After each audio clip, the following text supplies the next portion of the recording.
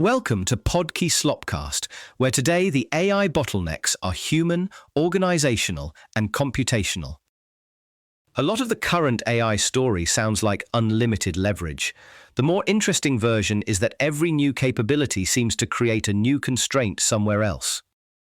More autonomous agents can mean more overwhelm, more demand for judgment, and even literal shortages in the tokens needed to run the whole thing.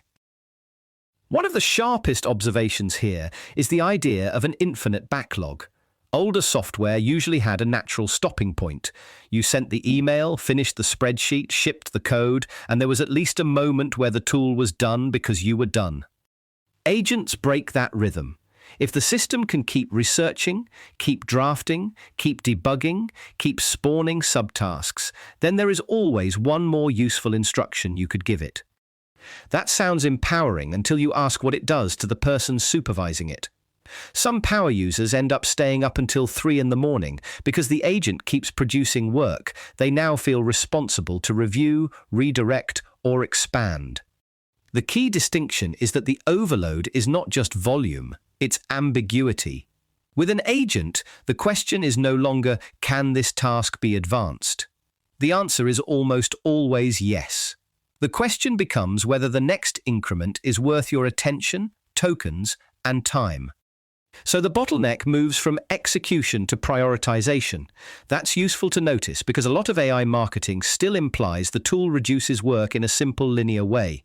In practice, it may reduce some effort while increasing management load and decision fatigue. That connects directly to the commoditization story. Skills that used to be scarce and billable, basic coding, quick design work, thumbnail generation, generic copy, are increasingly cheap and widely available. The claim that follows is often overstated in two opposite directions. One side says expertise is dead, the other says AI output is all slop and therefore irrelevant. Neither really holds up. What seems better supported is narrower. Baseline competence gets cheaper.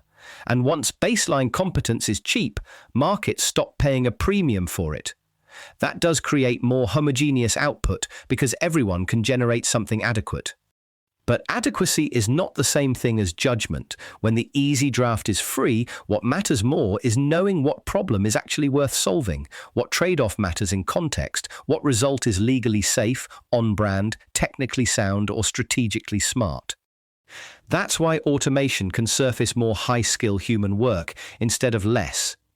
If AI clears away routine production, then the remaining hard part is evaluating edge cases, setting standards, and making calls where there isn't a single obvious right answer. The phrase slop captures a real failure mode, but it can also hide the more important shift. The issue isn't just lower quality, it's that generic quality becomes abundant, so differentiated human taste and domain knowledge become more economically visible. That is where the so-called human sandwich workflow makes sense. Humans frame the task, the AI generates drafts or analysis, and then humans evaluate, extend, and decide what happens next. This sounds less flashy than the dream of a totally autonomous agent, but for complex knowledge work, it's probably the more credible pattern.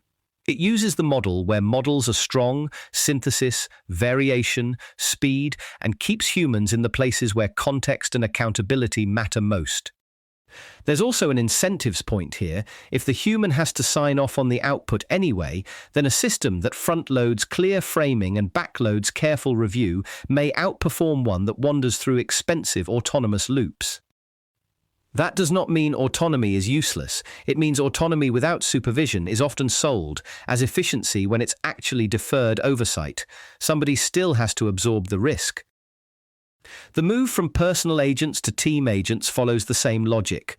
A personal replica sounds attractive because it feels customized, but at scale it creates maintenance sprawl. Every individual ends up with their own brittle stack of prompts, permissions, memory, and quirks. Shared agents are less romantic and more organizationally useful. One update can improve the workflow for everybody. Institutional knowledge lives in the system rather than walking out the door when an employee leaves. That said, shared agents introduce their own trade-off. Standardization improves continuity, but it can flatten legitimate differences in how teams work. The best case is probably a common platform with shared capabilities plus scoped customization, not 1,000 isolated mini-agents and not one giant generic assistant for everyone. Then there's the token shortage, which is a useful corrective to the fantasy that software agents are basically free labor.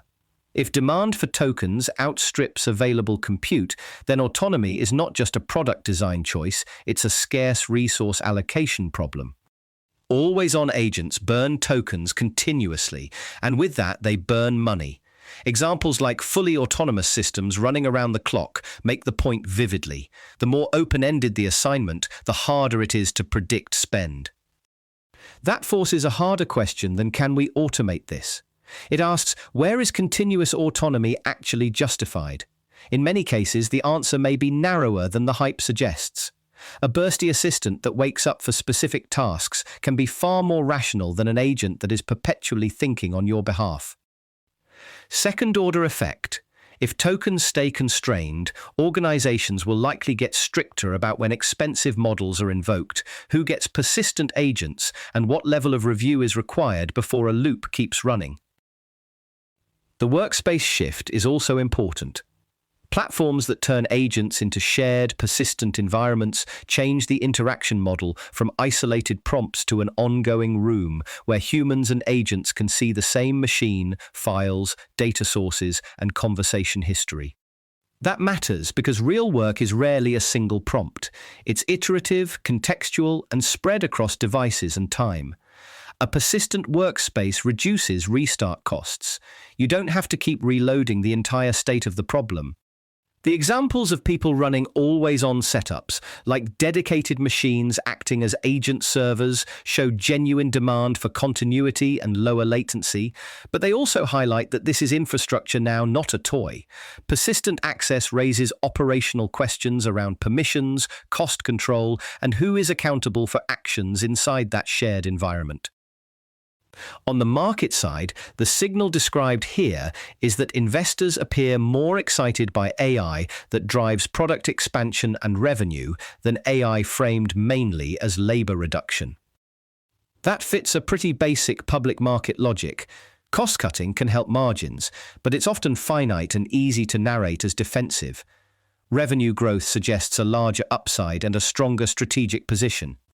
So when analysts warn that companies leaning too hard on AI layoff messaging could alienate the market, that isn't necessarily moral commentary. It may just reflect that investors prefer a growth story over a shrinking story. The implication for management is subtle. If AI mainly shows up as headcount elimination, the company may save money but underinvest in the capability to actually use agents well. Training, workflow, redesign, and management capacity are not side issues. They're probably where the durable value gets created. All of this runs into enterprise security and compliance.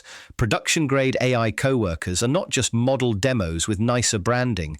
Large organizations need auditability, approved integrations, legal guardrails, and architectures that do not lock them into one model or one vendor's risk profile. Requirements like SOC 2, Type 2 certification, or curated integrations can sound boring next to agent demos, but boring is often what decides whether a system gets deployed widely. In regulated or risk-sensitive environments, capability without controls is not really a product. This is another place where hype and reality diverge. The limiting factor for enterprise adoption may not be whether the model can perform a task in theory. It may be whether the organization can trust, monitor, and govern that task at scale. Put together, these topics point to a common pattern. AI removes some old scarcities and creates new ones. It makes draft production abundant, so judgment matters more. It makes work more executable, so prioritization becomes the choke point. It enables autonomy, then collides with token limits, security requirements, and human review. That doesn't make the technology overhyped or underhyped in any simple sense. It makes it infrastructural. The hard part is less whether agents can do impressive things and more whether institutions and individuals can shape that capability into workflows that are sustainable. That's it for this one.